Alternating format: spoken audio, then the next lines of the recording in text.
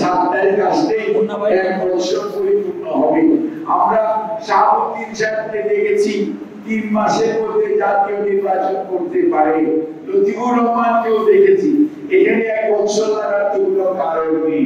তারপরেও আমরা বলি ঠিক আছে, মধ্য ফেব্রুয়ারির মধ্যে একটি নির্বাচনের ঘোষণা এসছে। লন্ডন মিটিং এর পরে প্রধান উপদেষ্টা মহোদয় এবং ভারপ্রাপ্ত চেয়ারম্যান জনাব তারেক রহমান সাহেবের মিটিং এর পর সরকারি একটি যুগপৎ ঘোষণা থেকে অভিনন্দন জানায়, দেশবাসী অভিনন্দন জানায় এবং দেশে একটি সুবাতাস হয়েছিল। কিন্তু তারপরে আমরা দেখলাম বেশ কিছু ঘটনা ঘটলো। মুরাদনগর হচ্ছে আপনার কুমিল্লাতে মানুষকে পিটিয়ে মেরে দিল 3 জন, কোনো কথা নেই। আপনার নৃশংসভাবে কিভাবে আপনার খুলনাতে দিনের বেলায় যুবদলের নেতাকে গুলি করে রক কেটে গোটা মানে মেরে ফেলা হলো। এবং মিটফোর্ডে আপনার যে ঘটনা ঘটছে নৃশংসতম ঘটনা, এটা কিন্তু নামস্তাতে কেউ সমর্থন করা নাই।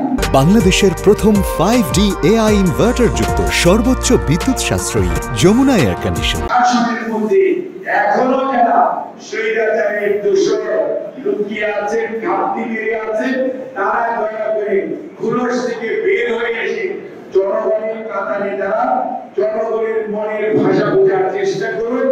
দেশের প্রতি দায়িত্বশীল আচরণ যেটি করা প্রয়োজন সেটি করুন। দেখবেন জনগণ আপনাদেরকে ক্ষমা করে দিবে, জনগণ আপনাদেরকে বুকে টেনে নেবে। এর ব্যত্যয় ঘটানোর চেষ্টা করলে কেউ আপনাদেরকে রক্ষা করবে না। আর সর্বোপরি এই যে মিডিয়া, আজকালকার এই মিডিয়ার দিনে আপনি কতক্ষণ নিজেকে ঢেকে রাখবেন? সোশ্যাল মিডিয়া, তার পরবর্তী ইলেকট্রনিক মিডিয়া, প্রিন্ট মিডিয়া, এত মিডিয়া যে আপনার কিন্তু ওই চোখ ফাঁকি দেওয়া সত্যি খুব টাফ। কাজেই মনে রাখতে হবে ভাইরা, সে যেই দলই করেন আর যে মতবাদে বিশ্বাস করেন না কেন, জনগণের পাশে থাকে, শেষ বিচারে জনগণ জয় করতে হবে।